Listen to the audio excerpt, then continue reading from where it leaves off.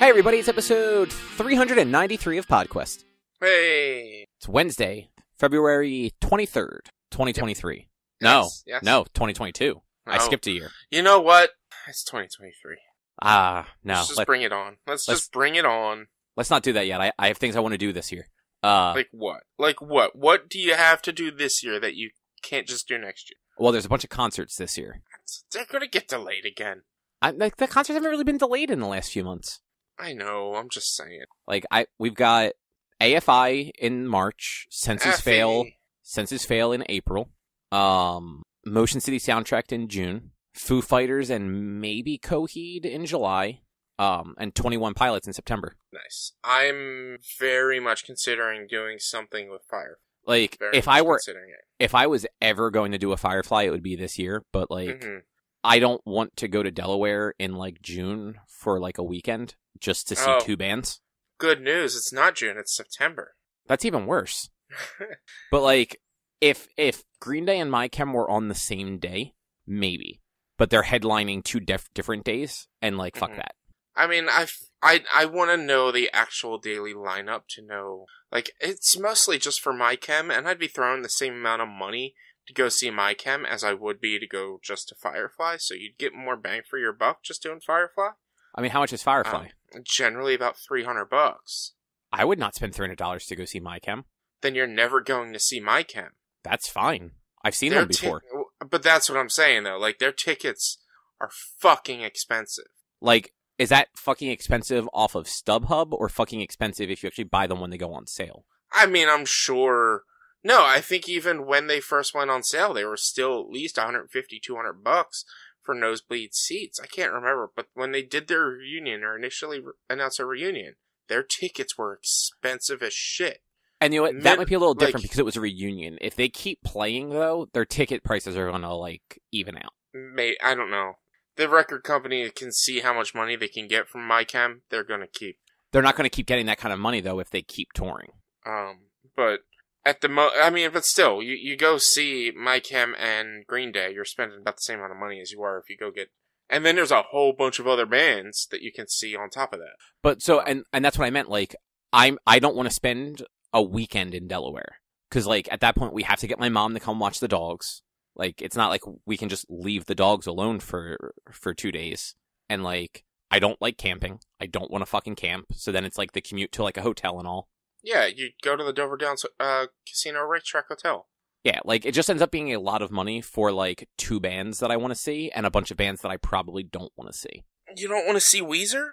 I've seen them. Honestly, I don't like Weezer all that much. I've seen Weezer 3 times, and they were all at Firefly. I saw Weezer played that Hella Mega tour with Green Day this past August, and like they were perfectly good. I don't dislike Weezer. I will never go out of my way to see Weezer though. Like, they're just one of those. I'm kind of at that point as well. Like, I really enjoy Weezer, but I've seen them 3 times, 4 times, something like that. I've seen them enough. But like, come on, Avril Lavigne. So is this just the When We Were Young tour? Just at Firefly? Maybe. All Time Low. And so that's so Green Day, All Time Low, and My Chem were the 3 that I saw that I'm like, I would go see Green Day because I like seeing Green Day over and over again. I haven't seen My Chem since the tour they did for the release of 3 Cheers for Sweet Revenge in 2004, and I've never seen All Time Low. Yeah. See, after you go a few rows down, like, I mean, I don't know who the Kid Leroy is. I don't know Big Sean. I don't know Zed. I'm assuming Zed. Is he a DJ? Is that what Zed is? I think Zed's a DJ. I don't know.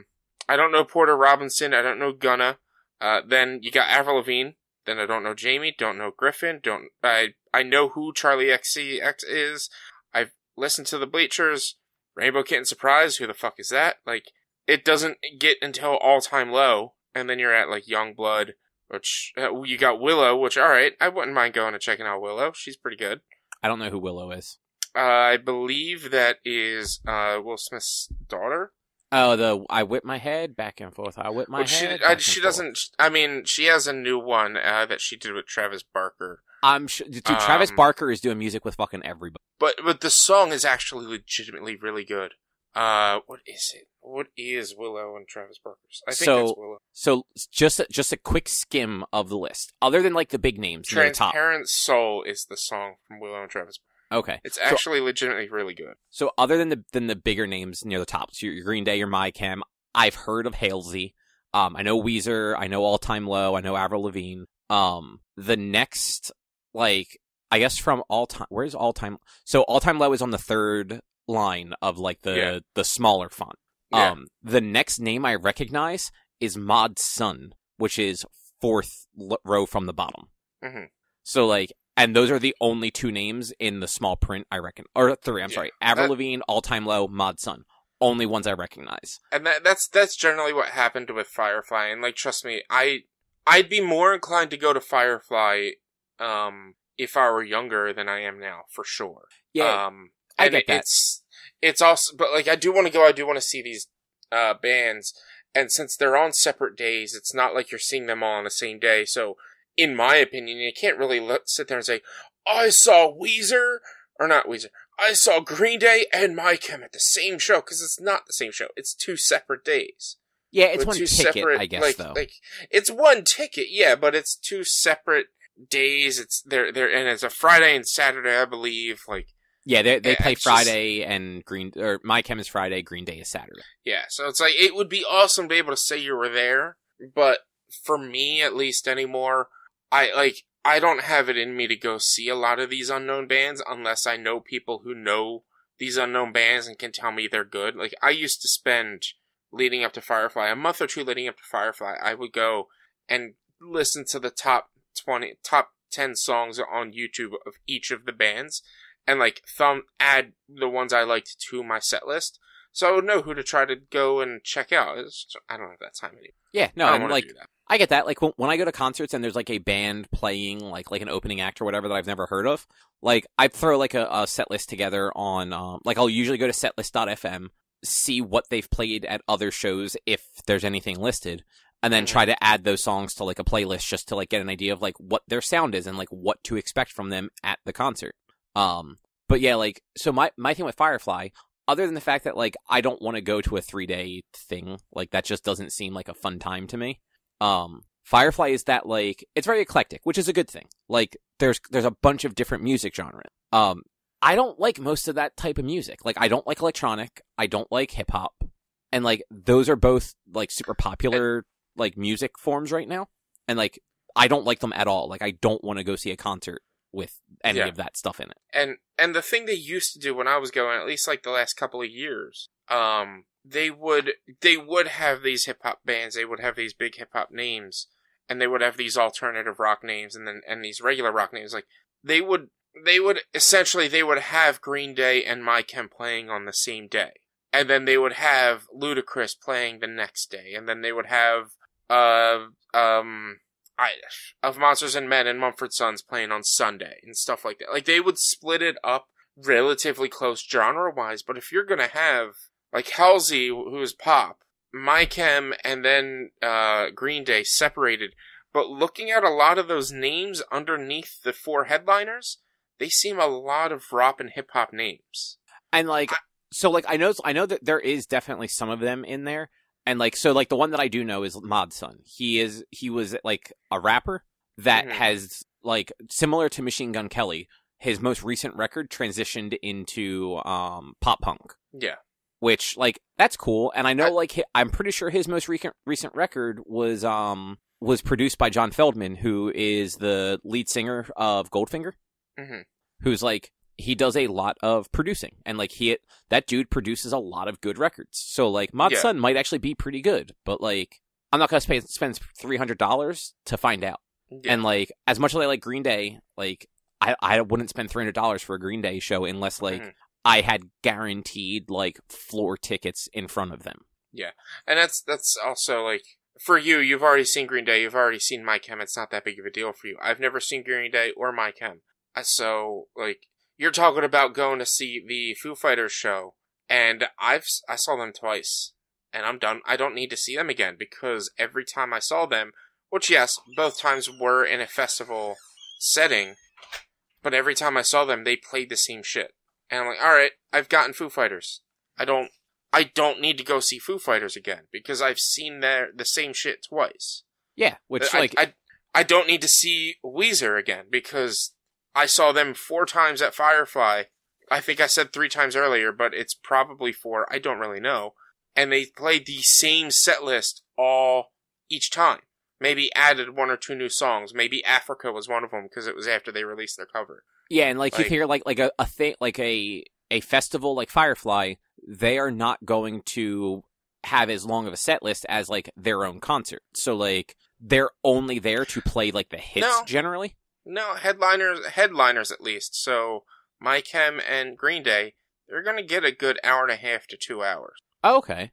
Yeah, they get there's no way they were gonna do Paul McCartney in less than an hour. Come on now. But at the same time, like they probably still try to stick to their hits versus absolutely. If you're going to like their current record tour, they're going to play more stuff off of those current records. And it was awkward because Mumford and Sons came out and they had just recorded or finished recording or were close to releasing their album Johannesburg, which they recorded with a bunch of South African musicians, and they called out the South African musicians to play this song that they've never played live before, that has maybe only been out for a week, and it was like awkward as shit, because no one knew what the fuck was going on. Yeah, no, that is a huge bummer. Yeah.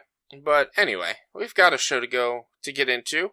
Enough about concerts and silly music festivals and shit. Yeah, so what is on the agenda, Rich? So Cobb, you want to talk about Comixology? Apparently they're making some changes. Maybe something about Spider-Man, I don't really know. We're going to talk a little bit more about Ori and the Blind Forest, as well as Ori and the Wisps.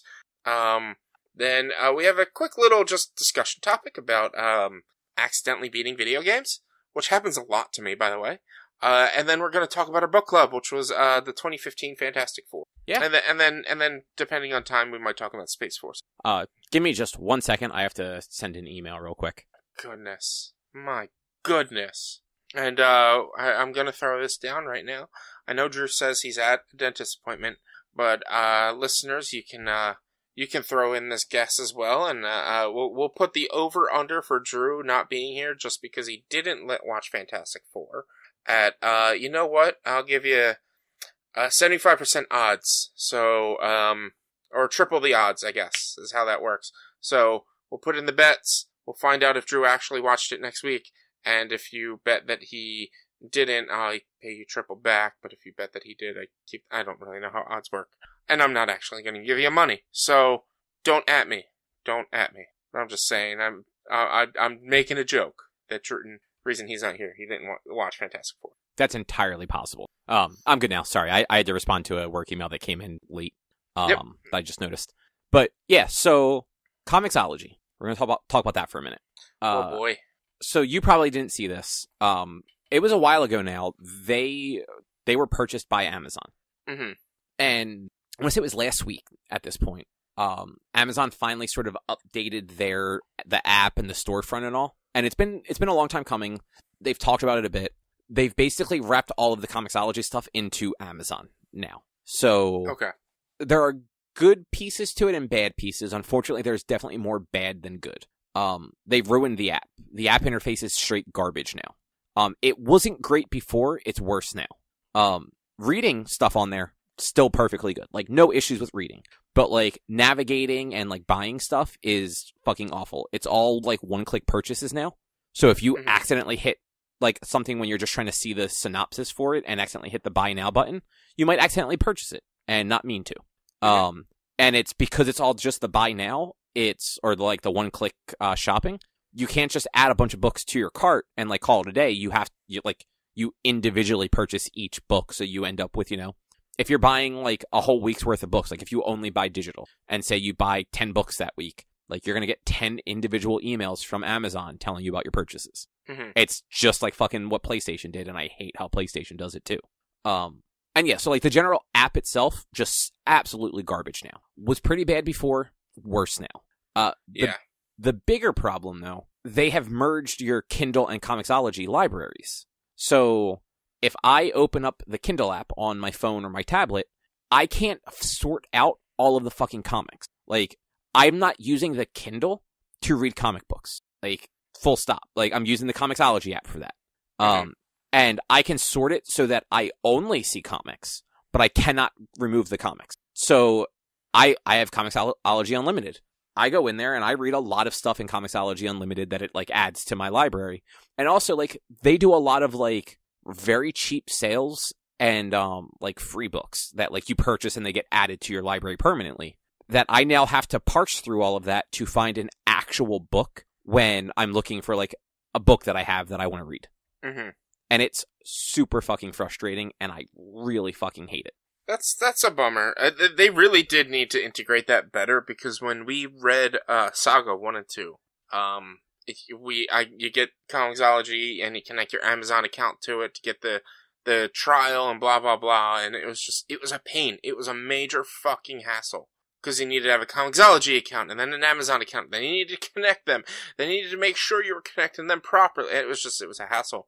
So it's nice to hear that they finally like integrated that. And like Sucks it's been like everything. half integrated for a while. But yeah, they made it so much worse. Like I'm at the point where there's a pretty good chance I'm just going to cancel Comixology Unlimited at this point, because it's a bad experience using the app now. And it's not worth the frustration of adding a book to my Comixology library and then having it show up on every other fucking device I own. Like, I don't want that stuff on my Kindle. Like, my Kindle's a fucking black and white screen. Mm-hmm. Why the fuck? Is there like a big outcry for what they did? Like, are there a lot of people complaining about it, or is this just like a you thing? That, like, when it first happened, I did see stuff on Twitter about people being very unhappy with it. But it's Amazon. They don't give a fuck. Yeah, they're not going to change anything. Yeah.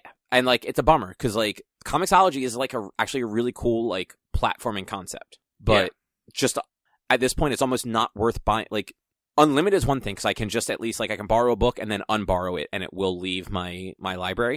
It makes it hard to actually keep track of what you fucking read. So, like, if I go in and borrow, like, a book that... So they do Comixology Original, where it's a unique book to Comixology that comes out monthly. Yeah. And you borrow it through Unlimited, and then you can return it and everything like that. It takes it out of your library. But, like, there's no way to tell if you read it after that. So you just have to, like, keep track of it on your own that you're, like, up to date and you haven't missed a month. Or you're constantly, like, borrowing, downloading, flipping through a few pages and be like, nope, I read this issue, on to the next one. Yeah, that's... Yeah, it would be nice. They have a subscribe option now, which they didn't have before, and that's cool. But it's super unclear if I subscribe to this, are you going to charge me for these Comixology Unlimited books? Because you can buy them, too, if you don't have Comixology Unlimited. And, like, I'm not going to, because all it says when under, like, the info for subscribe is it will automatically add the books to your library as they release, and it does factor in the Comixology Unlimited discount, because I think it's, like, 15 or 20% off basically all purchases if you're a subscriber. But it's like, if that's a Comixology Unlimited free book, will it just get added to my library, or are you going to start charging me, like, the $2 for it every fucking month? Because, like, that would be super shitty, and I don't want to find out. Oh, trust. If I found out like they did that, they would get. Oh man, I would run them through the ringer. I would get my money back, and I would just blow up their spot big time. I've no reserve, I guess, when it comes to big corporations, big companies being shitty like that and sending out shitty products. I'm constantly running big corporations through the ringer on Twitter, like, hey, this thing got fucked up. What are you gonna do for me, kind of thing. I actually did that earlier this week with a Funko Pop that I got. Yeah, and, like, I don't blame you, but, like, again, it's Amazon. Like, their support is Amazon support not bad. It is entirely too difficult to contact support, and sometimes not worth the hassle. See, that's the thing. That's how they get away with this shit. Because people like you is like, it's not worth the hassle. It's a pain in the ass. It's not worth it. It is worth it. And if you make it worth it and you do this, then maybe if enough people turn around and, like, get their fucking refunds because they fuck shit up like this, then maybe Amazon will stop being such a shitty most likely not, but you never know. It 100% won't, because the guy in charge of it is just a disgusting piece of shit of a human being. But And like, to be fair, like, I always go through through all of the hoops to contact them when something is wrong. Yeah. But like, it's borderline not worth the effort.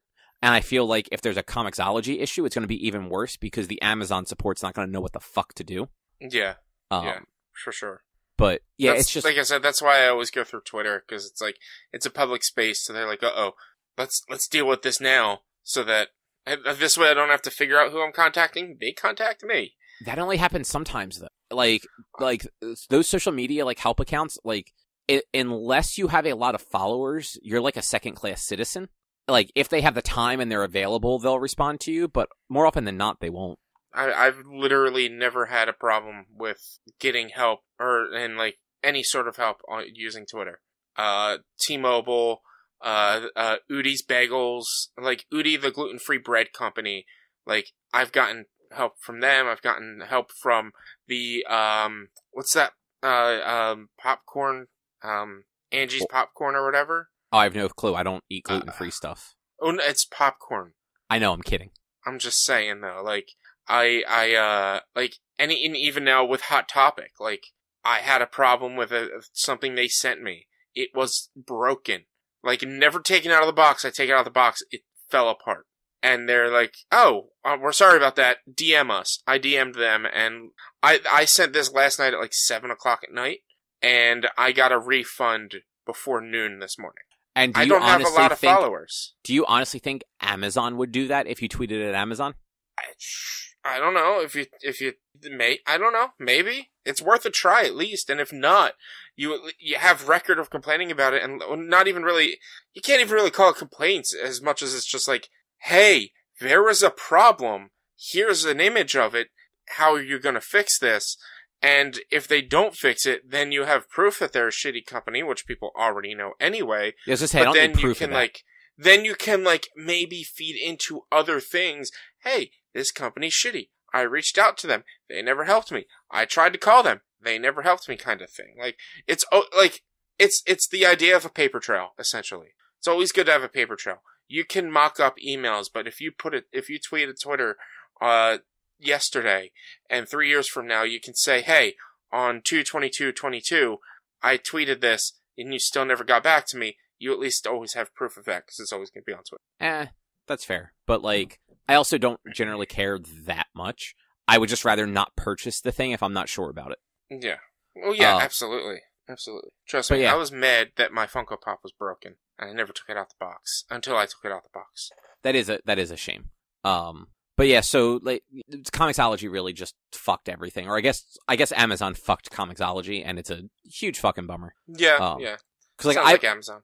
Yeah, I only started using it, like, somewhat recently, like, back in, like, September or so. And it's been really cool since then. Like, Comixology Unlimited was 100% worth the, like, $5 a month it costs. Because, like, there's so much stuff you can read on there, and even if you only read, like, you have to read 2 comics a month to pay for it. So as long as you read 2 comics that you're not buying otherwise, you covered the cost of the service. It's kind of like the Shonen Jump app. It's $2 a month. As long as you read 1 fucking book on there a month, you've paid for it. But yeah, so that's a bummer. But in slightly, like, cooler comic-related stuff, Spider-Man has been a thing for a while. I don't know if you remember me mentioning this back in the fall, but they started, like, a new storyline where Ben Reilly, the Scarlet Spider from the 90s, was coming back and taking over as Spider-Man. And I am a huge Ben Reilly fan. Yes. He arguably has the best Spider-Man costume with the blue hoodie. Yeah, gestures to your dog. Yeah, exactly. Downside, in this comic, he does not have the hoodie. He has a costume more in line with what he wore when he was Spider-Man in the 90s, when he thought he was the real Peter Parker, because the Clone Saga was weird. But that storyline, it started off actually really cool. It's unfortunately not going to be going that much longer, it seems. And they're kind of getting to a point where, like, they're kind of messing with Ben in a way where it's like, it's kind of a bummer, because a lot of writers have just really done him dirty. Like, he was killed in the 90s, and he found out the hard way that he was not the real Peter Parker, when he dissolved into dust. And then they brought him back maybe like 5 or 6 years ago now, as a villain. Like, he was basically the guy who cloned him, kind of like resurrected him with his memories, but then just kept killing him and resurrecting him over and over again until he sort of snapped and became like more of an antagonist than anything. But like he was like an antagonist that like had like relatively good intentions, just like going about it the wrong way. He was using what powers he had gotten from like killing the guy that was like resurrecting and killing him to like clone dead people and like bring them back to life essentially. Yeah. And like it didn't go well. But then like he had like a little bit of a redemption arc and everything. Like that led to this where like he is Spider-Man again and like he's doing good. But like they're kind of like pushing him in a direction where it seems like maybe he is going to become a like half villain for the later half of this arc. Not necessarily intentionally, but just like what they're doing to his character is kind of pushing him in that direction. I'm bummed about that, and I hope that like when they wrap it up, they bring him back to being like a good guy again. Because I think like him and Peter teaming up is always cool, even though like everyone in Peter's life kind of doesn't like Ben because he is kind of just a reminder of like a bad time and a bad person. Yeah. But the thing I think is actually really strange, and what I want to talk about. So the beginning of this run, Pete gets injured. And he's actually fighting with, like, him and Ben are fighting enemies together. And Ben has, like, a newer, like, high-tech suit that actually has, like, chemical filters and stuff like that to prevent him from, like, gases and things. Pete doesn't. And this enemy hits him with something that's, like, some sort of, like, chemical agent. And, like, it really fucks him up. Like, puts him in a coma for a few issues. Like, and he's still, at this point, 6 months in, basically in physical therapy at a hospital. Like, during the day, he's doing physical therapy with, like, a nurse, and at night, he's doing, like, superhero physical therapy with Captain America and Black Cat. But the thing that has just kind of bugged me this whole arc, while he was in a coma, Mary Jane was there, Aunt May was there. Mary Jane knows he's Spider-Man, knows all of his friends, spent, like, a year or something like that working for Tony Stark. Like, knows the Fantastic Four, knows Tony Stark, knows Doctor Strange, like, is not a stranger to the superheroes and the super geniuses. At no point does she go to any of the super geniuses she knows when the fucking doctors can't figure out what's wrong with Peter to be like, hey, Spider-Man is dying. Can you fucking help him? Yeah. The only person who does anything out of the ordinary is Aunt May, who calls up fucking Dr. Octopus. Okay. So Aunt May has no idea that Peter is Spider-Man. Does she know that Doc Ock is Doc Ock? She does. They were engaged briefly in the 70s or 80s.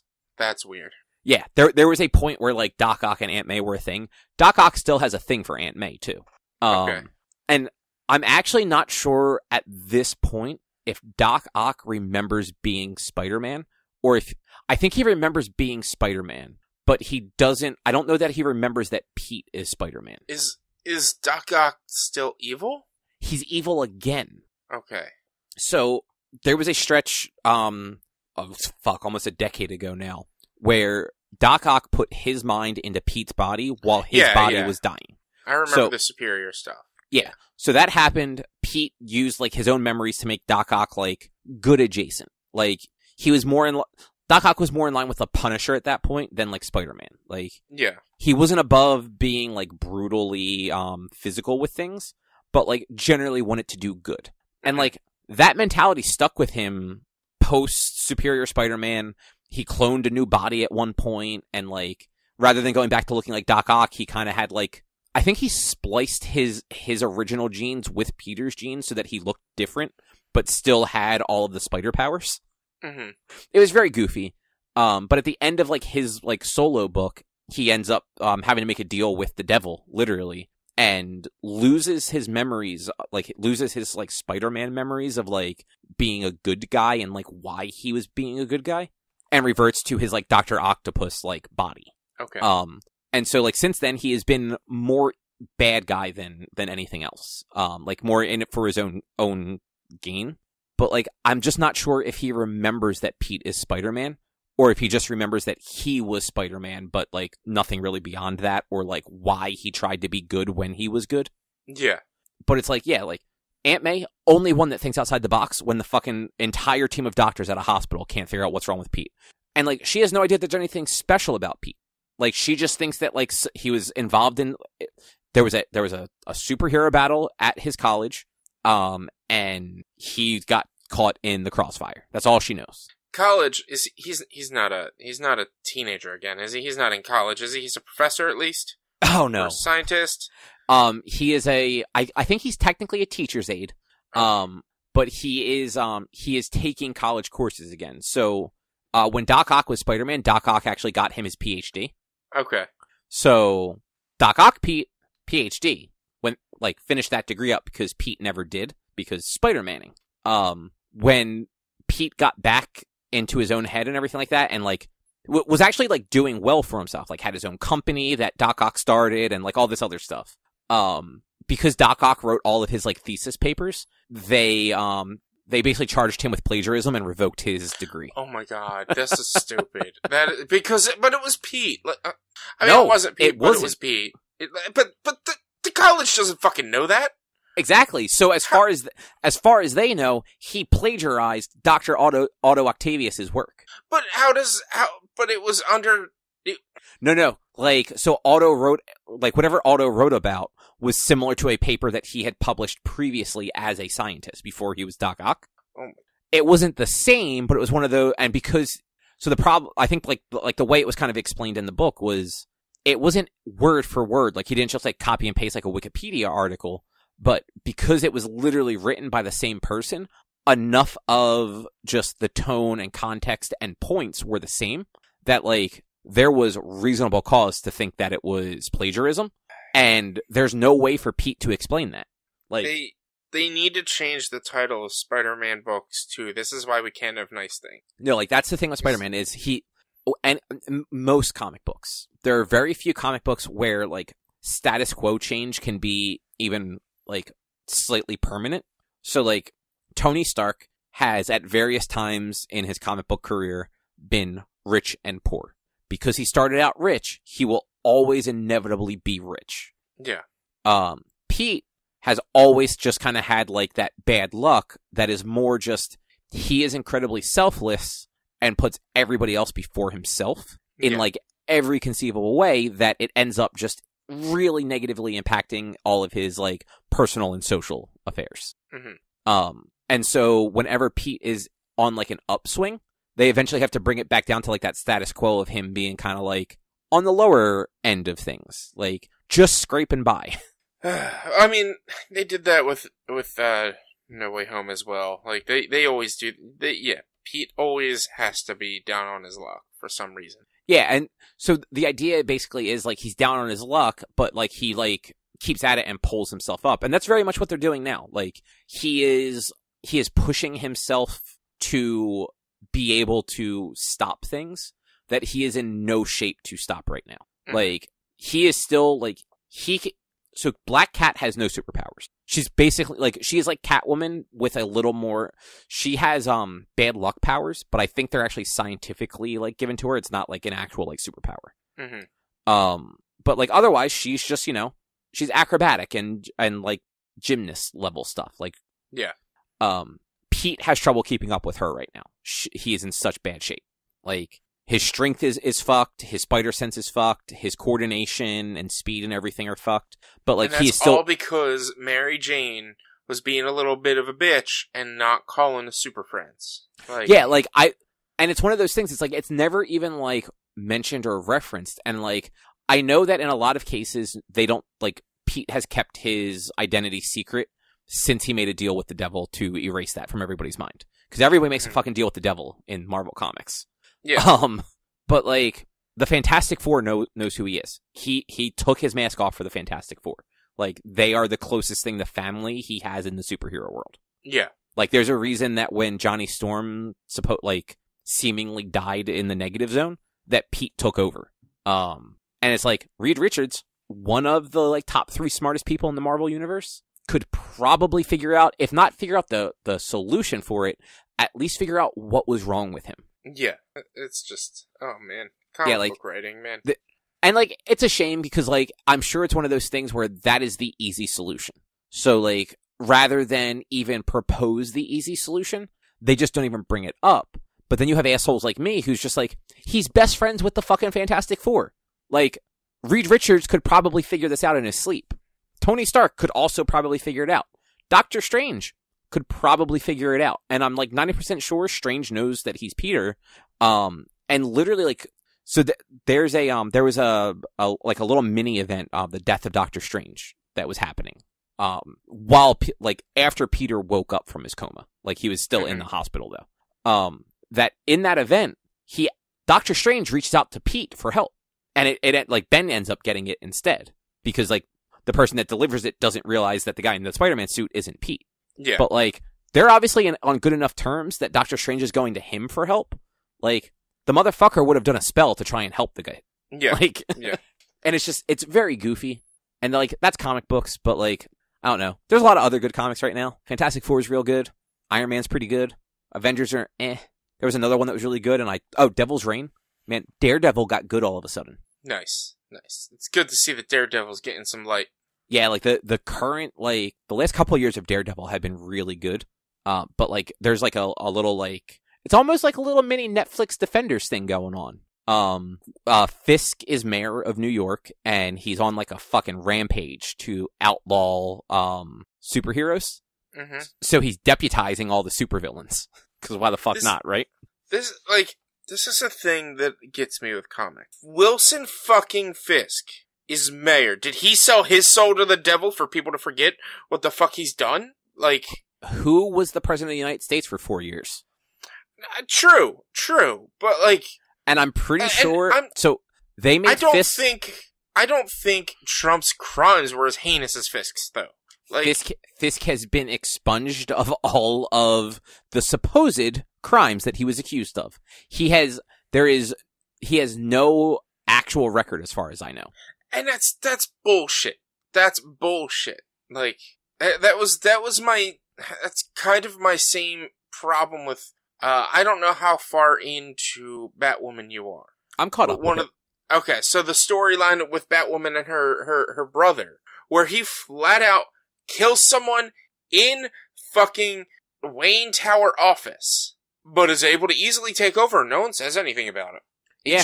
I'm sure there's security tapes of it, but there's definitely no security tapes in that part of the building. I'm sure there's security tapes where he killed someone, like, showing where he killed someone. Has to be. That is probably true. But yeah, I mean, that is very much comic books. Comic books make no sense. And you're right, like, Fisk shouldn't have been mayor, but the public voted for him. And it's being set up right now that he's up for... So part of Devil's Reign is he is up for re-election. Mm-hmm. And Luke Cage is the one running against him. Okay. But he has the Purple Man from Jessica Jones held captive and is basically, like, forcing him to, like, mind control the city. Who's he? Fisk or... No, like, Cage? Fisk... So the Purple Man's abilities don't work on Fisk.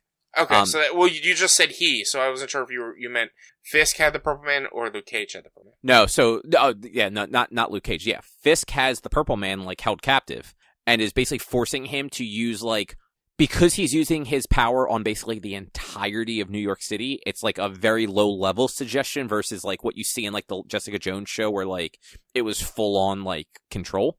Yeah. But it's basically enough to like convince the entire city to vote for Fisk again.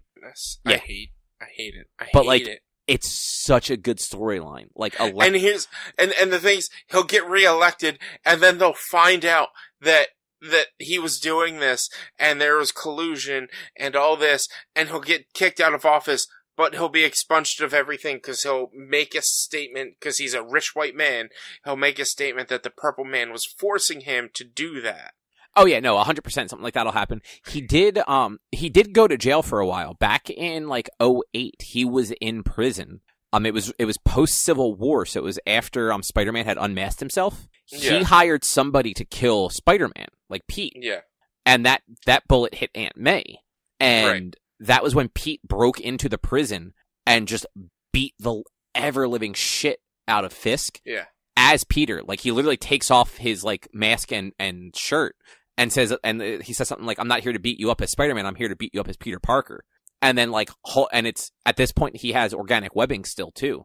So, like, he holds his wrist up to Fisk's mouth, and he's like, the second her her heart stops beating, I'm back here and I fill your lungs with webbing and watch you suffocate to death. Yeah. And then he's like, but for now I'm going to leave you in front of all these prisoners who just saw you get your ass kicked. Good luck. And, like, leaves. Yeah. But yeah, then at some point he gets out and gets expunged and becomes mayor of New York. Oh my goodness. Comic books, man. Comic books. It's great. They're so stupid. I love it. Yeah. But yeah, Spider-Man's cool. Why the fuck didn't anybody go to the smart guys? Because, like you said, it would have been too easy. It wouldn't have made an actual, issue, essentially.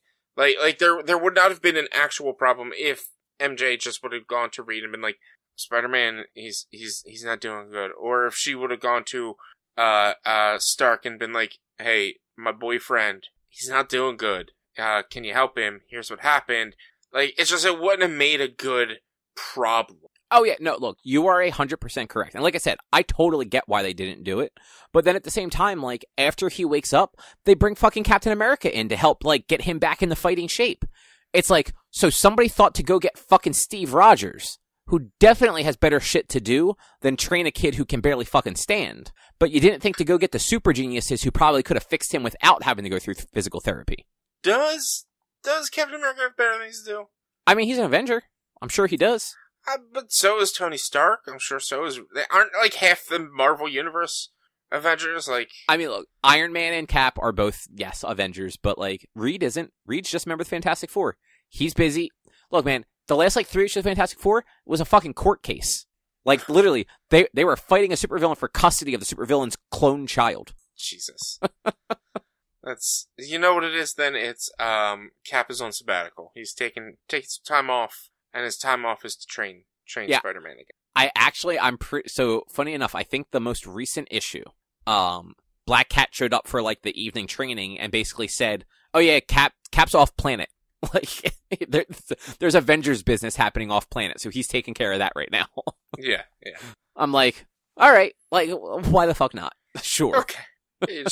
That's the thing. In order to read comics, you just gotta accept it. It's like being a fan of wrestling. You just gotta accept it. Yeah, and it's like, I'm totally down for the fact that, like, there's a Fantastic Four story happening right now that's sort of like a pseudo event that Spider-Man was just in. Like, he was in the opening pages of it. Totally fine. But, like, at the same time, his book is running and, like, everything's fucked. So, like, I'm fine with that. It's just, like, silly stuff. It's like, you've made it very clear these guys are all in the same universe. Like, they fucking call each other and show up and help each other all the time. Like, this seems like one of those times where that should have happened. Yeah, or at least, like... Sure. They should have at least, like, just to, like, clear that out of the way, they should have at least had, like, a panel of, like, them going to somebody and somebody, like, running tests and just being like, it's, like, it doesn't make sense. Like, his weird biology is having, cause, like, you figure that out. Like, it's inferred that his weird biology is just reacting to this stuff in a very weird way. Yeah. But, like, you literally have, like, Reed go, yeah, I've never seen this before. Like, I'm gonna have to try and figure this out. And then that's that. But, like, they don't. And, like, that's fine. Like, I get it. It's, like, it's almost a weekly book right now. It's, Amazing is releasing 3 times a month. Plus, they're doing, like, tie-in issues on that one off week a month. So, like, that's a lot of books, and there's a lot of creative people working on it. So you have, like, I think it's, like, 3 or 4 writers are sort of rotating through, like, little mini arcs of, like, this one larger arc. But, yeah, I don't know. Comic books are weird and fun. I like them. They are something else. This totally unrelated to all of that stuff. I don't remember if you ever responded. What did you think of that fucking White Tiger Dragon Zord Power Rangers thing I sent you a while ago? Oh, is that the... I think you sent it to me, and I absolutely loved it. Or not think, I remember looking at it, and I absolutely loved it. I have to look it up again. Yeah, so... Because you sent it personal, right? You didn't send it to... Yeah, because Drew wouldn't have given a shit. But yeah, it was, in the current Power Rangers, there's 2 different books going on, and there's 2 different sets of Rangers. Zach, Trini, and Jason are basically Space Rangers now, because this is post them leaving for the Peace Summit stuff. Yeah. And then Tommy and Kimberly and everybody else are still on Earth as, like, the normal Rangers, but they have this comic-only character that is the Green Ranger again. Like Billy basically helped to, like, recreate the green power coin. And they're fighting these, like, giant alien enemies. I I sent it to you on January 18th. I just found it. But there it is. It was the third one. Yeah. They're fighting these like giant alien enemies that are basically like going around destroying planets in the universe, like cleansing them, as they call it. And the big thing they do is they fucking do a White Tiger Dragon Zord. So they fucking fuse the White Tiger Zord and the Dragon Zord, and it's fucking cool as shit looking. Yeah, it's so cool. I love it. I love it. Because like it's the point where the Thunder Megazord is already fighting. They don't really need you don't need the White Tiger Zord for that, and you don't need the Dragon Zord for it. And then the Space Ranger guys, I forget what they're actually called. They have a different name than Space Rangers. They have their own Megazord, and their Blue Ranger is a fucking alien tiger. Yeah. Like, those Power Ranger books are way too good for their own. Like, they shouldn't actually be as good as they are. But, so you beat Ori and started Ori. Yeah. What a segue. What a segue. Yeah, so on Monday, I sat down to play Ori and the Blind Forest, Metroidvania Monday. I believe it was only my third session. Yeah, so probably a total of about 8.5 hours or so.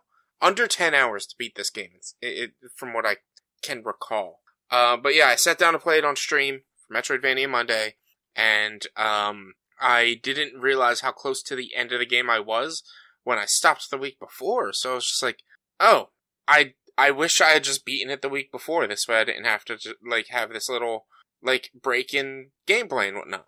But it is such a good game. The powers that you get throughout the game, the powers that you have to unlock throughout the game, there's 2 powers I never unlocked because they're in an area I never went to, and I thought I needed to clear the fire temple before I went into that area because it was so dark. So it's just weird, in my opinion. It's just weird. But it's really good. It's such a good game. The story is very interesting. The boss, you feel bad for the final boss. And I like that it's not a game built around, there is combat, but it's not built around combat, but it still has that Metroidvania exploration style and progression system. But, you don't have to fight things. You can just zip by, but the less you fight, the less experience you get. And all of the, boss battles, in my opinion, what can be considered boss battles, are really just escape puzzles. Are very fast-paced escape puzzles. I think that's one of the things I liked about Ori so much because it's combat is almost like a secondary feature to it. A lot of the game, the combat is very light. There's not a lot to it. It gets a little more in depth when you get some of the power ups, but it's really more about the exploration and the platforming and figuring out the puzzles and you said the escapes from the areas. It does a really good job of what Metroid Dread does, where as long as you're smart with the way you do your saving, where your checkpoints are in good spots, as long as you set them. And there was a lot of times I forgot to set checkpoints, but also after you do it once or twice, you then realize, oh, this is what I'm doing wrong, this is what I'm doing right, kind of stuff. And you figure it out pretty quickly to where it's not that hard to progress to where you were before. Because there were a bunch of times that I died and it felt like it was 10 minutes from where I last saved. But it after knowing what I had to do and get to where I had to go, it was 5 minutes, not even. It was pretty quick. And then I got into the method, especially the fire temple, of making sure to save before every room, because each room was a pretty difficult one-hit kill puzzle in and of itself. Yeah. But some of those puzzle things are it's tough, and it is not uncommon, at least for me, it's not super uncommon to just get totally fucking stuck somewhere and just stare at I feel like this is where I need to go. I cannot figure out for the fucking life of me how to go there though.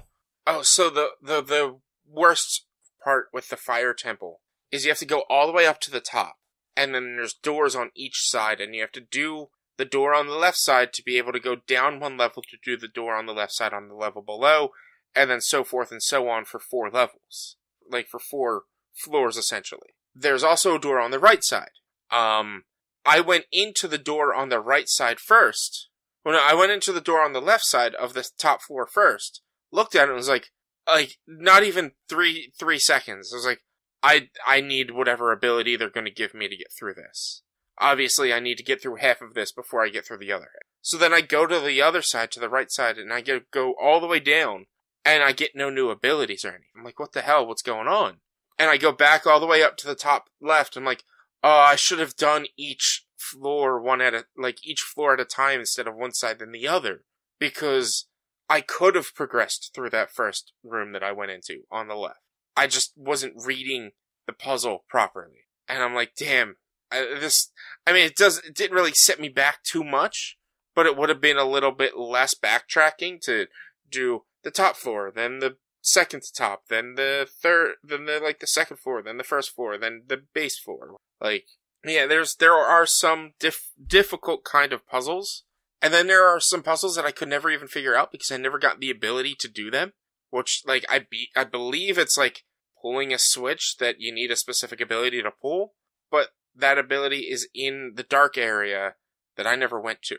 So it's just, I was 98% I was between 95 and 99% clear of every location on the map, but one or two things in each location I missed because I didn't go to the final location that is completely optional. I didn't realize that dark area was optional. I was thinking the whole time, I'll go, it'll send me here. And I do all the different puzzles and all the different temples, and I'm like, alright, it's gonna send me to the fire temple, and then I have to probably go down to the dark area or something. And I was just like, it'll send me there. I need it to be brighter, because I can't see. No, it was optional. And I was like, oh, okay. And I just beat it. And it was good. The end of the story, like I said, you really felt for the villain. The villain wasn't really a villain, but it was just a mad. And they redeemed themselves and they saved the world. And it's just it was such a beautiful thing, and you just feel so good about it. And then you go into Will of the Wisps, and it brings you pretty much right from the end of Blind Forest. Oh, so it just picks up from where that one left off? So you beat Blind Forest, right? I feel like I did, but it was long enough ago now that I may not have. I'm honestly not sure. Well, I remember the dark area. I did the dark area. So you might have beaten more of it than I did. But I'm just going to throw down spoilers now, and I'm just going to say it. At the end of Blind Forest, as you're playing through Blind Forest, when you get through the Wind Temple, you find out what happened to Kuro's, I believe that was the bird's name, what happened that made Kuro angry. And what made Kuro angry was her baby chicklets died. And there's one egg left, but it's not hatching. And so she's angry. And so you do the whole final end sequence after the Fire Temple, and Kuro's chasing you throughout this, because Kuro blames you for it. And you end up, clearing, the corruption of the forest and returning light to it. But, one of the items that Kumo had, she sees that, grabs it, and brings it to the spirit tree, which then stops the forest fire from going on. And which ends up, Kuro gives their life, but you get the egg, and throughout the end of it, as the credits roll, the egg starts to hatch. So, Will of the Wisp has you raising, I can't remember the bird's name, Kai, maybe? I believe, I can't remember, I'd have to look it up.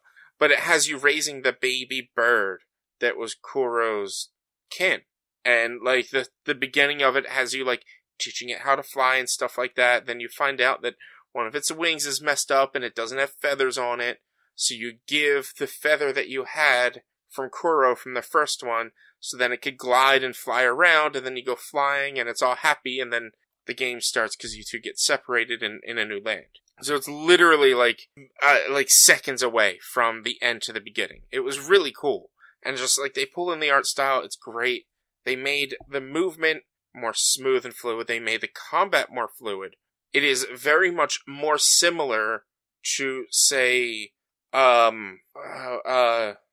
Knight in a way than it is Ori and maybe Metroid, where in this one you get badges that you can increase, you can have your setup and you have to select what abilities to use, So right now I'm running around, I've got a sword, I've got a bow and arrow, and I've got like a ground pound. But you can swap out like any of those, and you can select what button it's on.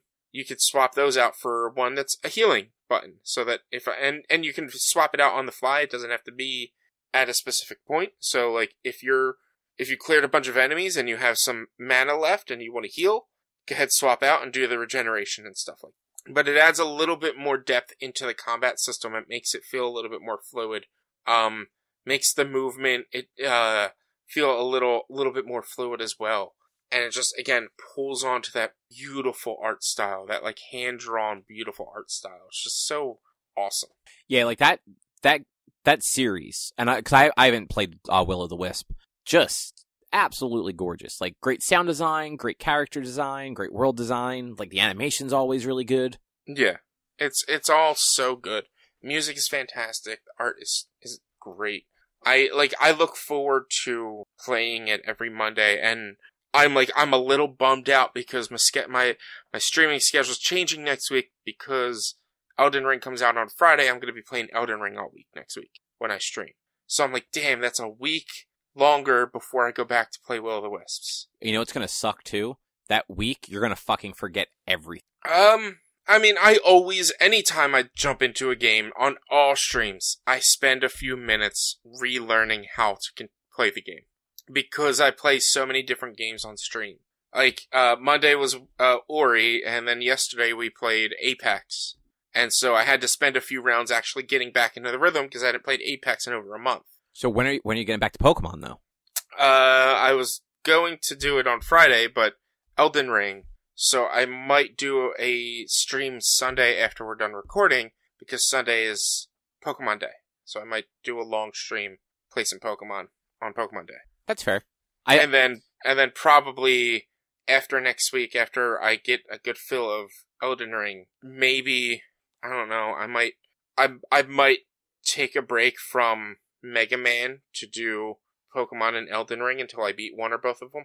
Yeah, I mean, Pokemon might take you a while longer because you're only playing on stream for 3 or 4 hours at a time. Pokemon is also a game that I don't mind not playing on stream. Like, I've been meaning to, like, jump into that if I have downtime or whatever and play that for a bit. Especially non-story progressive content, but last time I played for 3 hours, didn't progress the story at all. So, I don't mind playing Pokemon just on my own. Elden Ring is a little bit more of I don't mind playing that on my own as a separate save, but my main save will be on stream. Which, I don't know, that seems like a lot for me. Like, I'd rather be able to play that game just whenever, because it is such a... It's a big open world, like, Souls game, so... Yeah. But, people love watching people play the same thing. It's weird. Yeah. That's one of the reasons why it's been harder for me to grow as a streamer, is because I am so, variety. I don't stick to a specific thing. I have so much different variety in the games I play. After I'm done Ori and the Blind Forest, I'm probably going to take some time off of Metroidvanias and play other games that aren't Metroidvania. I might do, it's Death something, where you play as a crow. I can't remember what it's called. Oh, Death's Door. Death's Door, yeah. You told me about it a while ago, but I'd known about it for a long time at that point. I need to play a little bit more of it, but maybe next week, depending on, like, how, like, this weekend and all looks. I might talk about that a little bit, because, like, I only played about an hour or 2 hours of it. It's definitely not, like, a me game. Like, I'm not going to play it long term. But I definitely think it's a you and Drew game. Yeah, it's from what I'm hearing, it's very much like a Zelda-like action RPG type game. It's like if they took a Zelda game and mixed it with, like, not like a Souls game as far as, like, how difficult it is, but, like, leaning more in that direction. Yeah. Because, like... go ahead, I'm sorry. I was gonna say, like, the combat, like, certain combat situations are super hard, and, like, when you die, you die. Like, you resurrect at, like, the last place you were at, which might have been quite a while ago. Yeah. But, and like, then there's sorry, go ahead. There's a new game that came out early February that's on Game Pass called Dreamscaper, which looks interesting. It's getting about 3.5 to 4s as reviews on there, and it's kind of being keyed as, like, an action-adventure roguelike, or roguelite. Okay. So, I want to try that out. So there's a bunch of games to where I am getting to the point that I'm going to stick with the Mega Mans on Thursdays, but and team games or multiplayer games on Tuesdays, but my Mondays and Fridays are going to be a little bit more free for a while, just so I can catch up on the games that I want to play. And don't get me wrong, the Ori games, Hollow Knight, those were games I wanted to play, but now there are more games out there that I want to play that I'm not really getting into playing. Yeah, no, I definitely get that. Is there anything else you want to say about Ori, though? If you've never played Ori and Blind Forest and Ori and the Will of the Wisps, just play it. It's so worth it. It is so worth it. Even if you don't like it, the art style alone you'll love, and it's worth just looking. Or just find my Twitch, and if enough people view it, maybe I'll put all my playthroughs on YouTube. You should be doing that anyway. I do some of them. I don't do them all. Like when I play Mega Man, if I beat a Mega Man in the one playthrough, I'll upload that. When I do City Skylines, I'll upload that. But I'm not gonna upload just gameplay of random game, because me personally, I don't know how entertaining that content would be. And so you don't need to watch that to know fully because I'm not really even doing instructive videos or I don't know. It's just weird to upload my playthroughs of a game that's a midway point kind of thing, in my opinion. Well, so it depends. If it's a game that you're going back and playing on stream every week, every other week, you keep uploading them to YouTube and you put them in a playlist so that people can watch your progress through that game over the weeks. Yeah.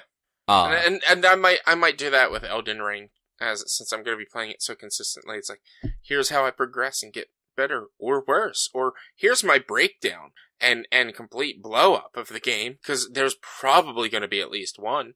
Oh yeah, you're definitely going to rage quit. Yeah, there's always at least one rage quit when I play one of these games. I remember what it was in Demon's Souls. I remember for Bloodborne, it was I played it for 2 hours and then didn't touch it for 6 months. There's definitely, I might be a little bit more cognizant of not rage quitting because I'll be on camera, or at least I won't be yelling and screaming at the game like I did when I was playing Demon's Souls, because I'll be on cam. But I'll at least be a little bit more mindful of, I'm on the internet. Maybe I should chill. I should chill. I don't know, man. You have that full on meltdown on stream. You go viral. Shit's done.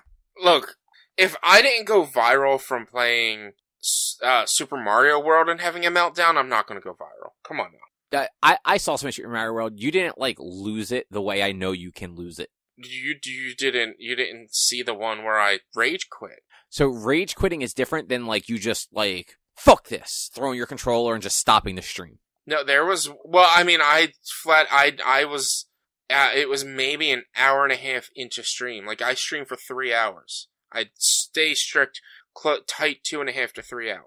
And after about an hour and a half, I had one viewer, maybe, and I just was having a shitty fucking time, was not having fun, and I was just I'm done. I'm fucking done. Guys, I'm sorry. This is not fun to me, and I'm just, fuck this. Fuck it all.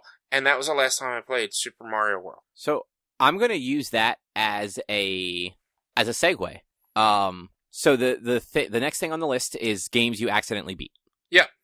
So yesterday, the day before, I forget which day it was now. I think it was the day before. I accidentally beat Mario World in a sitting. Well, lucky you. And I didn't do the cheap route through Star Road. I beat the entire game. So the only things, I didn't hit all 96 exits. I didn't do all of Star Road.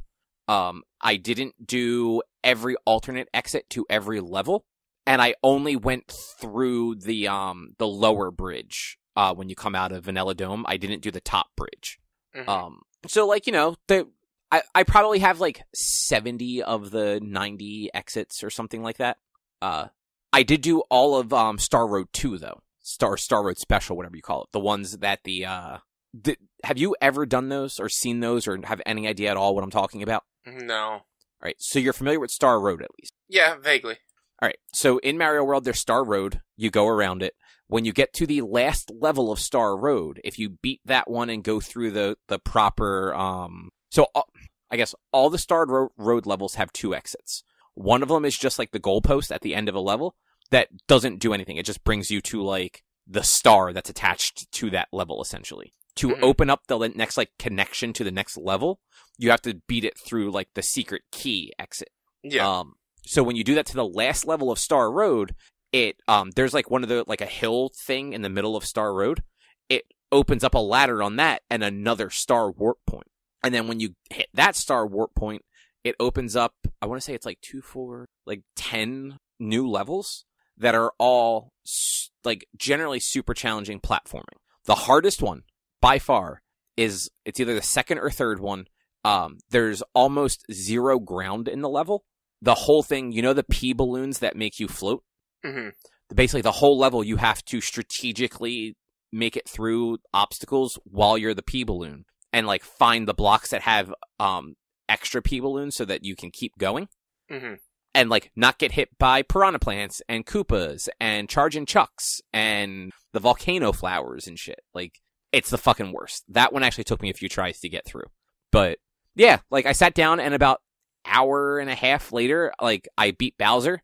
I'm just like, oh, fuck. I was just going to play the first few levels. Nice. Nice. Yeah, so that made me wonder. It's like, have you ever beaten a game that like you didn't intend to beat or like you didn't realize how close you were to the end, and then all of a sudden like basically credits roll and you're just like, oh. It happens all the time for me. I can give you it's happened a lot, especially since I've started streaming as well. I did it with Returnal. So when I played through Returnal on my final run, I made it through the fifth world and into the water temple. And as I was, or the water world, I call it the water temple because anywhere that's underwater is a water temple to me because they all fucking suck.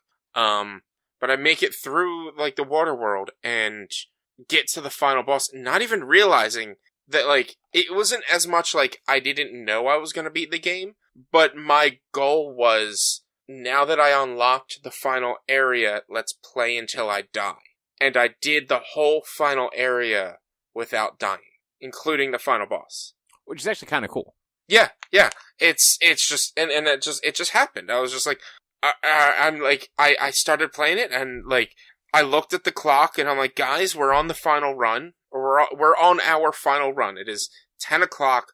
I am not going to stop until I die because I don't believe they might have had like a mid-run save at the time.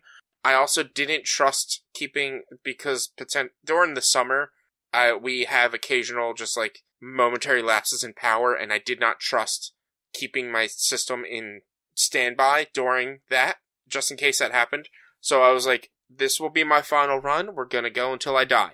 And we get into the water temple, we can make it all the way through, mid-boss of the water temple, final boss of the water temple, everything done. I'm like, did I fucking beat the game and do the water temple in one run? Like, are you kidding me? Which is pretty cool. Yeah.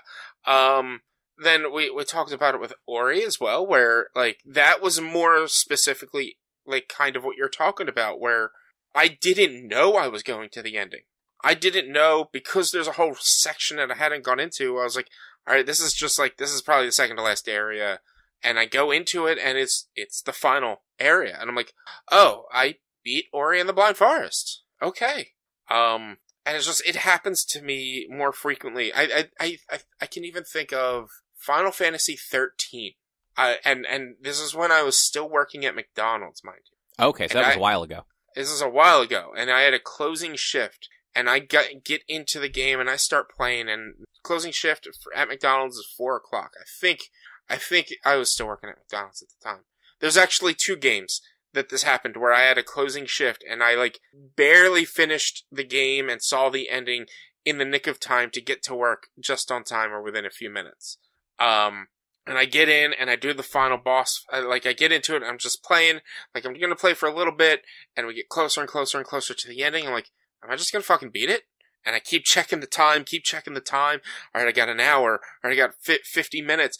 And like a half hour comes and I'm still in the final boss fight. And I'm like, this is cutting it fucking close, because I don't know how many more bosses there are. Because it's a Final Fantasy game and they have like 7 different phases. And I beat it at like a half hour before work. And then there's another like 25 minutes of cutscenes. before I actually can leave to go to work. Oh, I remember that ending now. Yeah, and it's a really good ending. I am one of probably a few people that are willing to totally admit I really liked Final Fantasy 13. It's not as bad as people say it was. And yes, it had its flaws, but I think the story the story's a lot more there than a lot of people are willing to admit. And I really liked the ending. It was really satisfying. It felt really good. But luckily it was only at McDonald's, so it was a 5-minute drive, not even. But I beat this game, the credits roll, I book it upstairs, put on my work clothes, run back down into the living room, watch the credits just in case, because you never know. Credits finish, yeah. I jump in my car and book it to work. And the only other time I can remember I cut it that close was Rock Band 2, when I beat the devil in a guitar battle.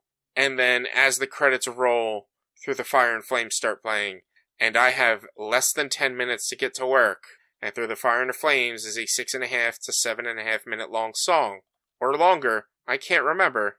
And I'm sitting there playing Through the Fire and the Flames, feeling so excited because I beat the devil in Rock Band, or Guitar Hero 2. And I'm playing Through the Fire and Flames, I'm like, I gotta get to work, It was, yeah. Way too often does it happen to me that I beat games without realizing that I'm gonna beat it. Yeah, which that's actually kind of funny. It doesn't happen to me that often, because, like, generally, like, I've got a pretty good, like, sense of when, like, something is ending. It was just, like with Mario World this past week, it was just one of those, like, I got through Yoshi's Island, and I'm like, alright, cool, like, I'll go in the Dinosaur Island and, like, see what's up.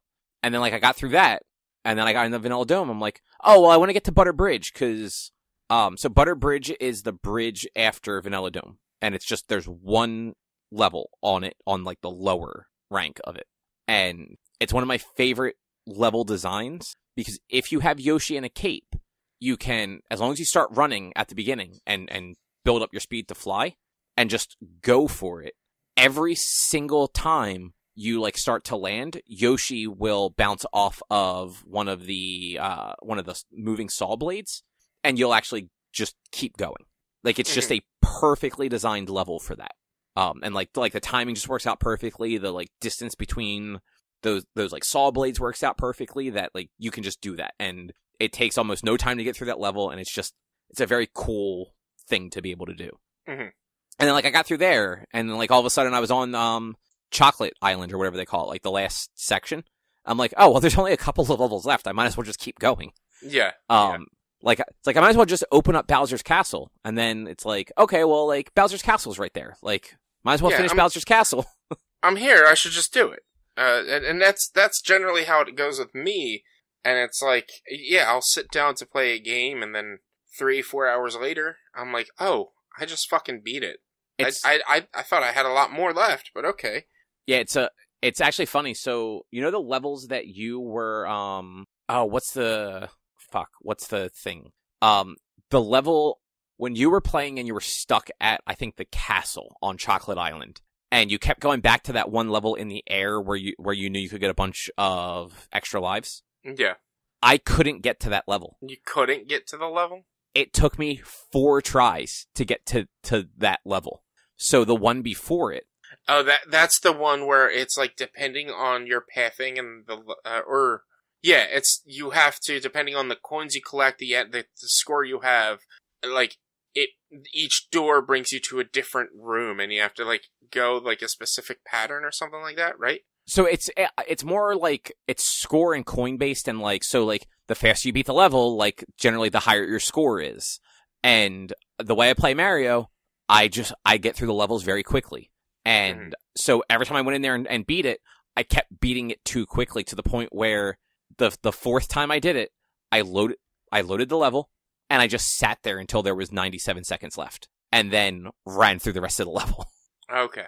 'Cause yeah, I don't know if you followed the pipe and everything, but if you unlock the pipe route, it actually brings you right to the castle, and you skip the rest of Chocolate Island. Oh, no, I didn't unlock the pipe, no. Absolutely. Yeah, so you skip, like, 2 or 3 levels in between those two.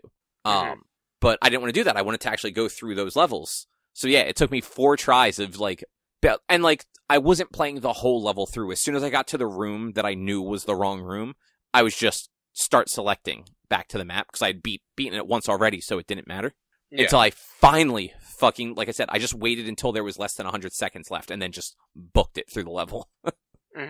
But yeah, it's like, I understand like those are just not your genre of games, but it's just, going back and like playing through those levels and like remembering having just watched you like a month or two ago, like have trouble with it. I'm just like, I don't get it. Like, it just seems so intuitive and everything, but it's like, you didn't have a Super Nintendo. You did not play that game growing up. You have no muscle memory for it. Yeah, I didn't play Super Mario. We didn't have a Super Nintendo. We had an NES, and the only games I recall having for NES, and this goes into whenever I play retro games, I always take time to play Wrecking Crew, maybe Super Mario 1. We don't have Duck Hunt on there yet, which really fucking shocks me because they could really easily do Duck Hunt with the Switch controllers. I don't know why you don't do Duck Hunt. Come on, Nintendo. But like we had like the Mario Duck Hunt combo, we had Wrecking Crew, we had Mega Man 2, maybe at one point we did have Mega Man 1. I think we had like Mega Man 2 and 3. And that's it. And then Genesis we had either the game we talked about last week that I can't remember what it's called right now, and like Comic Zone, which I would love for them to add onto the Switch service. As well as Vector Man, which I would love for them to add to that onto the Switch service as well. And a handful of others with Sonic 2, Sonic 3, and Sonic and Knuckles eventually. But yeah, we went from Genesis and Nintendo to PlayStation. We completely bypassed. We had a PlayStation 2 before we had an N64, maybe? That's crazy. No, yeah, actually we did. I believe we had a PlayStation 2 before we had an N64, because we didn't get an N64 until I started being friends with Shawhead, which was about 4th or 5th grade, and I bought it from him for $50. I feel bad for that transaction, because I bought the N64, Star Fox, Smash, and Coliseum for $50. Oh, wow, that's really not bad. No, I super undercut him. Like, I got a great deal on it. I feel bad for it, especially at that time. And then once we got a GameCube, once I got the GameCube, I traded that in. But yeah, I don't know where I was going with that. Yeah, I wasn't sure either, because you kind of said, and then you kind of went quiet for a second. I got distracted by me being right about the fact that Druten didn't watch the fucking movie. But he's watching it anyway. You know, fine.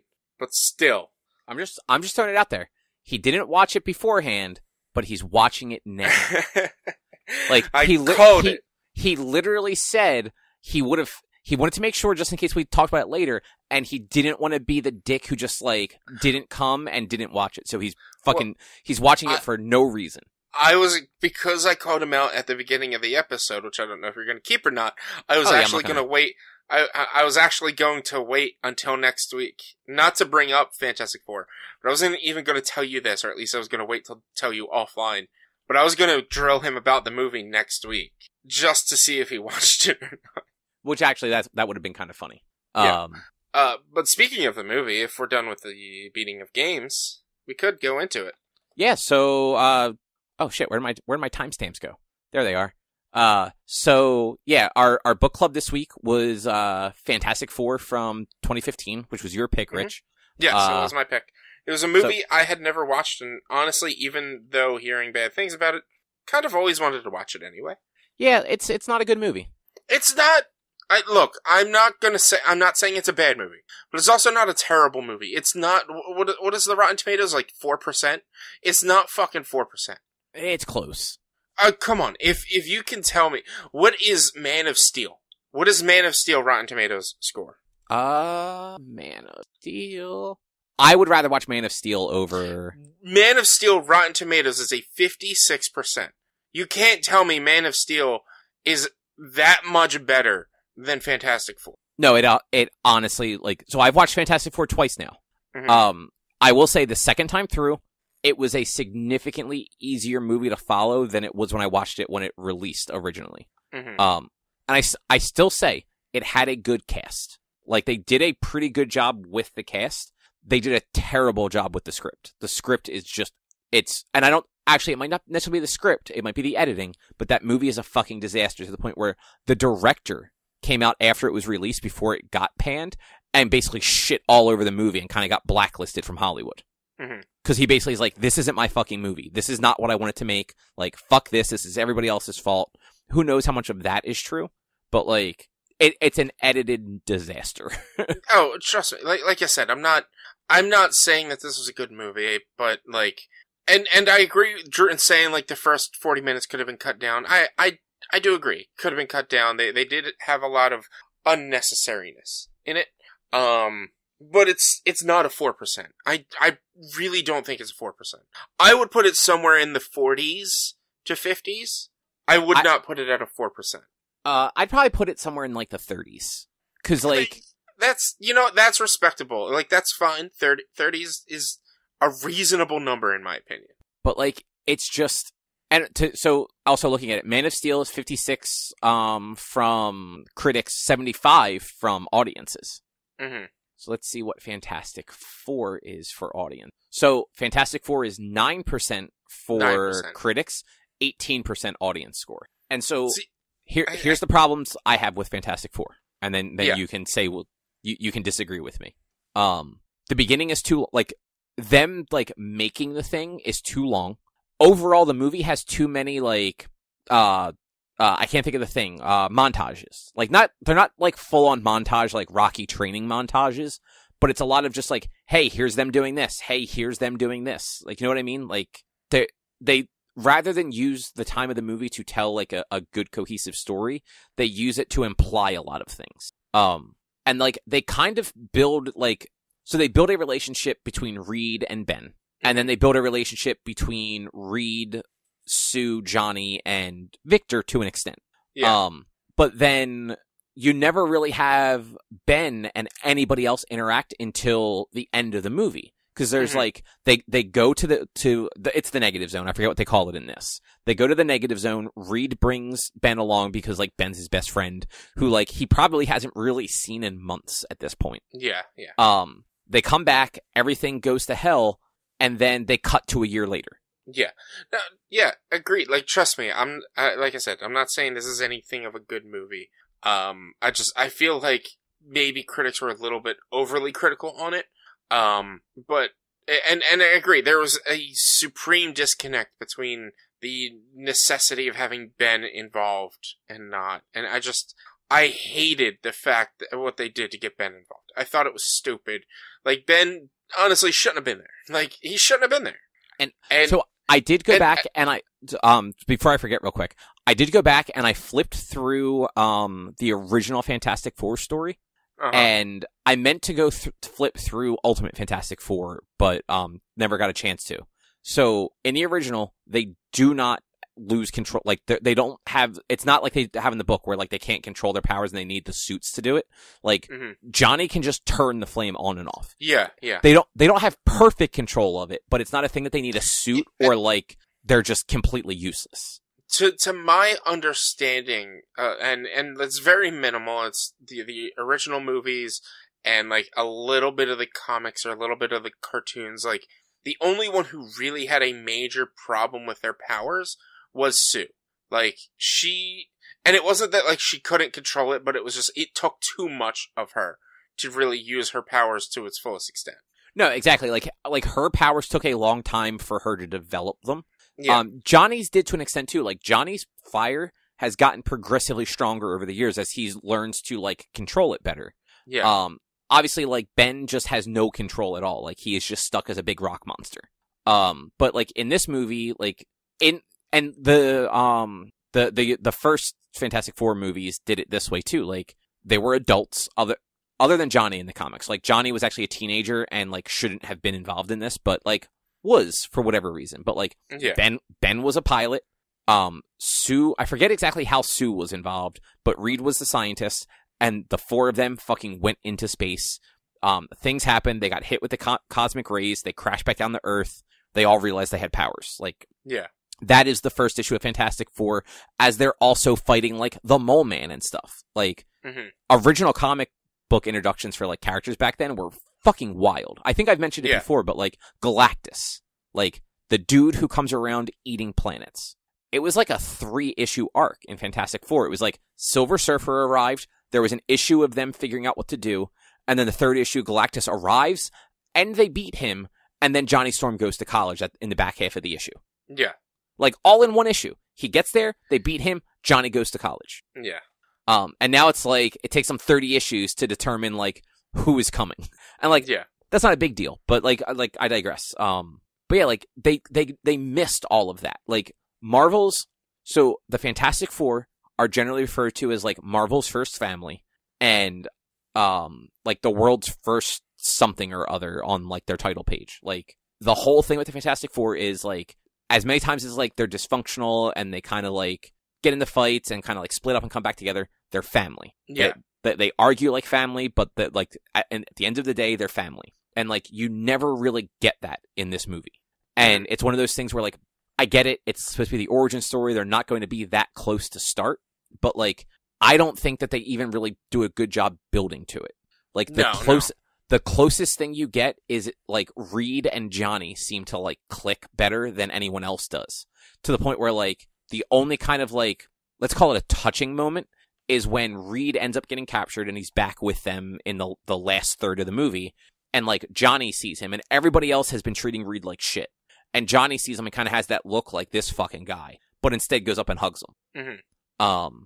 And then when you get to the end of it, like, that whole ending makes zero fucking sense. Oh yeah, that was the weirdest boss fight ever. Like, I mean, first of all, what the fuck are Doom's powers? Like, and so that's the problem. The movies have never figured out how to do this. Doom's powers are fucking magic. Doom has magic. He's a fucking genius scientist who also does Doctor Strange shit. Yeah, but I guess in universes that have not incorporated magic, they can't, because even the original Doctor Doom, he didn't really even have magic. He just started turning to metal. Like, that's all he did. He turned into metal. You're thinking of the first movie. Well, that's what I mean. When I say the original, I'm talking about the original movies or the first movies. Like, that Doctor Doom didn't even have powers. He just turned to metal. Maybe had a little bit of powers. This one, he, like, had telekinesis at least or something. He had all sorts of weird powers. Like, yeah. It just didn't make sense. It was brutal to watch him. And, like, it was a quote that, like, both me and you have said, that this was the most DC movie I've ever seen a Marvel movie go. Yeah, and, like, it's a bummer, because I think those characters, like, I mean, Marvel has the rights to the Fantastic Four again, and I feel like, they're actually going to know how to handle the Fantastic Four. Like, they really have not fucked up any of their other characters to any, like, they've made changes to them, but generally those changes are for the better as far as, like, a cinematic version of that character goes. Yeah. So, like, I don't have any, like, feeling that, like, they're not going to fucking nail this one, but, like, this one could have been so much better had somebody just, like, looked at it before it went out and said, none of this flows correctly. We need to fucking fix this. I thought the whole, Reed just running away to Mexico just, like, didn't make sense. Like, either A, why did he run away? Him running away didn't make sense. But B, how did they not, like, track him through the woods immediately in this secure, hidden military base? Like, how could they not have tracked him easily and caught him? It's just, like, that was very poor writing. The whole Mexico part wasn't really needed. The fight between him and Ben was just dumb. Like, it does show very well how Reed is one of the smartest men in the world, because he's able to put together that suit to keep his powers in check with whatever he bought at Mexican bazaars or whatever. But it's just, the writing was off, and the direction that the movie went in. You even said it to me at one point, I think last week. Like, it felt like they skipped an entire like third of the movie. Yeah, that whole middle section, like, when it skips to, like, from the point they're captured to the point where Reed is back at the compound. Like, there's too much missing in there that they just expect you to, like, ignore as just like, oh, well, we just did a time skip, and now you're just seeing that, like, they're like special agents now, and like Ben goes out on missions for the army and punches tanks, and they're training Johnny and Sue how to like better use their powers. And they do Doom so dirty because there is no build up of him being evil. Yeah, no, he's gone for an hour and then comes back, and all of a sudden he's a supervillain that wants to destroy the planet. Like it would have made a little bit more sense if he were in it more as Doom, like with the powers, learning to use and control his powers, and then finding out, oh, you want us to be soldiers, and then that's where he starts to turn. But no, it wasn't good. But I have a couple of notes that I wanna throw out there that I thought were funny or just worth pointing out. And the first one, maybe you can help with this. Okay. How much processing power is in an N64? Because he had like 12 of those to do his first experiment. He had more than 12. But it's just like, for me, I was like, how much processing power, how many N64s would you need to do a highly complex, super, like, thing like this?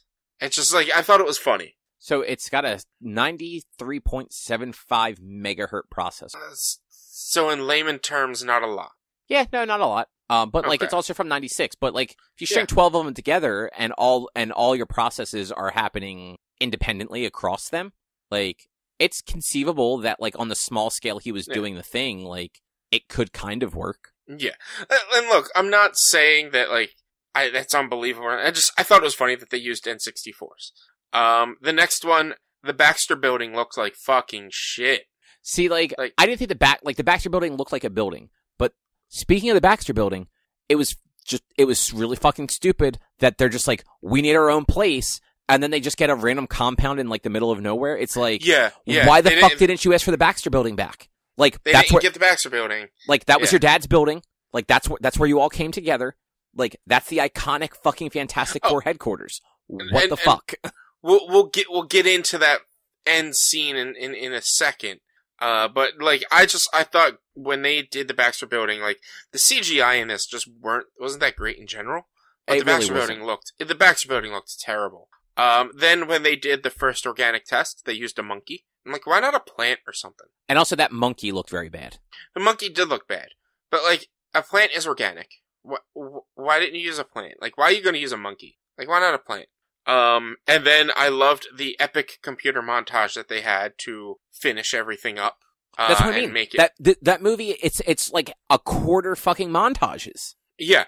And then one of the favorite things, for some reason I wrote, there's no talking Big Bad out of his plans. I don't know why I wrote that. I mean, I guess they were trying to talk him out of it at one point, but that's not the thing. My favorite line that makes absolutely no sense is, the dad is yelling at Johnny. I think this might have been shortly after they got their powers, like maybe when he's still overheating or something. But the dad says to Johnny, Johnny, you need to listen to me. And Johnny says, I did listen to you. And that's what got me here in the first place. No, it fucking didn't. You listened to him? You wouldn't have been there in the first place. You wouldn't have been, you got drunk and went on a joyride with your friends. That's what got you there in the first place. No, not listening to your dad. He was street racing. When he had his powers, this was after they got their powers. Oh, right, yeah, I'm sorry. His dad said, Johnny, you need to listen to me, like trying to get him to calm down. And he shouts like, I did listen to you, that's what got me here. No. You broke the fucking rules what got you there. Not listening to your dad what got you there. You decided to go on a joyride and you almost died. That's what got you there. And to me, I was just like, you can't sell that line in this. You cannot. You cannot make the dad feel bad because this is not the dad's fault at all. But you're trying so hard to make the dad feel bad. Or you're trying so hard to make the dad look like the villain when the dad is not the villain in this. No, not at all. You were a bunch of stupid fucking kids who fucked up. That you were the villains in this in the first half of the movie. Yeah, like that. Just so much of that movie, like it's not a good movie. Like it has things that could have been good. And like honestly, it would have been a better movie if Doom wasn't the villain. Like, and like they can't do it. Like that's the problem, is because this was like it was a separate continuity from like the MCU, and they were trying to like do a thing with it. and like Fox was trying to keep the rights to the Fantastic Four and all that garbage. Like they weren't going to do it this way. Doom is the most iconic villain. He was the one they were going to use. They should have left Doom as like disappearing into that negative zone and had something else been the villain. Whether it was like something else from the negative zone or whatnot, like that, like whatever. Have Doom be the big bad in the sequel and actually take that time to make him the big bad rather than have him just show up in the last 15 minutes and suddenly be homicidal, murdering everybody, and then trying to pull the Earth into the negative zone. Yeah. It was like I said, I am willing to admit that it was a bad movie. Also, I don't think Johnny ever said flame on. He did. Okay, but he never did the fucking 4 in the sky. Like, no, he didn't. I'm cool with the fact that they saved Avengers Assemble for Endgame. Yeah. Like, after they didn't say it in Avengers, and they didn't say it, and they alluded to it at the end of Age of Ultron, it's like, no, you gotta save that one for, like, a big moment at this point. Like, you don't just do it all willy-nilly. But, like, the only thing that movie would have had going for them is if Johnny fucking wrote the fucking flaming 4 in the sky at some point. And they didn't fucking do it. Yeah. It was the whole sequence as the intro to the year later, and they're flying in with like the senators or the representatives or whatever, and Johnny's just doing drills and shooting drones out of the sky with this plane flying right next to them. I'm like, come on. I know like that's a trope in movies like this, but that it would not happen that close to this plane flying important people over there. Like, yeah, exactly. It just like, it felt like they didn't do the research and just wanted to make something to make something. I mean, that is partially what it is, because Fox, so most of like the Marvel agreements with, that, like when Marvel sold the rights to all of their characters, were like, you have to make a movie in X amount of time. That's why Marvel got like Daredevil back fairly early, because they only made that one Daredevil movie in 2003. I think Daredevil was one of the first ones to revert back to them. Fantastic Four was like, it was coming up on it. They needed to make a movie or like they might lose those rights. So like they made a movie, and you know, it had potential like in the developmental stages, but then what they actually made didn't. Yeah. And like, that's a bummer. Anything else you want to say about the Fantastic Four though? I really hope Marvel does them good. I really do, but I think they will. I think that's about it for the Fantastic Four. I can't wait to see what Druten has to say about it next week. Besides, hopefully he has more to say about it than, it was a shitty movie. We'll see. Sorry, I had to sneeze. I might have to sneeze again. Oh, no problem. I mean, we're at about 2 hours. Do we want to talk Space Force? Did you watch season 2 of Space Force? I haven't finished it yet, so we can save that for next week if you want. Yeah, we'll save that for next week. That's fine. Well, so our next book club, though, is going to, it's actually Druten's pick. He did pick something this time.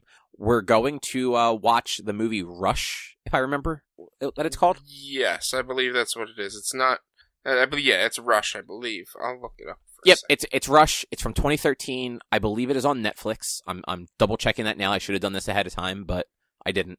It stars Chris Hemsworth. It is it's on Netflix. You can also rent it on like Apple and Amazon and all that stuff. 2013 stars Chris Hemsworth and Baron Zemo, and first time that Thor and Zemo go head to head. Yeah, so yeah. That's super exciting. They decide to race fancy cars this time, though, instead of actually fight with thunder and lightning. It's a weird choice for Thor to not use lightning against Baron Zemo, but I mean that's what he does. Yeah, and so this is about it's set in the 70s, and it's about an F1 rivalry. So like it could actually be pretty interesting. Yeah. But yeah, so that's Drew's pick. We're gonna do that in 2 weeks on which 2 weeks from now? It'll be the week of the 9th or the 10th. We're recording on the 8th that week, I believe. Yeah, so it'll go live for everybody on March 10th. Yeah. Hang on 1 second. The dog is behind me and decided it's time to play with a toy. Oh, it's fine. He's allowed to. Chase does it all the time. It's so cute. Benny. But Benny in the chat. Yeah, he's a goof. He's one of those toy players that like when he like is like when he's not just chewing on it, he sits there and just squeaks it. Like he just holds it in his mouth and just squeaks and squeaks and squeaks and squeaks. And he's a little goober. I love him, but he's a little goober. He's a good old boy. He's a good little boy. He is. But I guess that is probably going to do it then if we're going to save Space Force for next week. Yeah, let's just save Space Force for next week, because honestly, I didn't pay 100% attention to it, so I might actually watch a little bit, like rewatch some of it. I was tired on this weekend, so I slept a lot. Yeah, and actually, next week, I'm also going to talk about Gundam. I finished Gundam Seed Destiny the other day. Nice. I wouldn't say that. I'll have Elden Ring to talk about, as well as that's about it, maybe. Nice. All right. Well, in that case, if you would like to find more of our content, you can head over to www.one-quest.com. You can also help us out by supporting us at patreon.com/onequest. If you can't support us there with your dollars, though, you can go to your favorite podcast platform, Apple Podcasts, Google Podcasts, Spotify, Stitcher, Amazon, all those fun places. Rate us, review us, subscribe to us. It all helps a whole bunch. You can also find us on social media, facebook.com/onequestonline or at @1_quest on Instagram and Twitter. Our YouTube channel is youtube.com/onequestvideo. And you can always send us an email to social@one-quest.com. But other than that, we will be back next week with something else to talk about. Thanks for listening. Bye. See yous.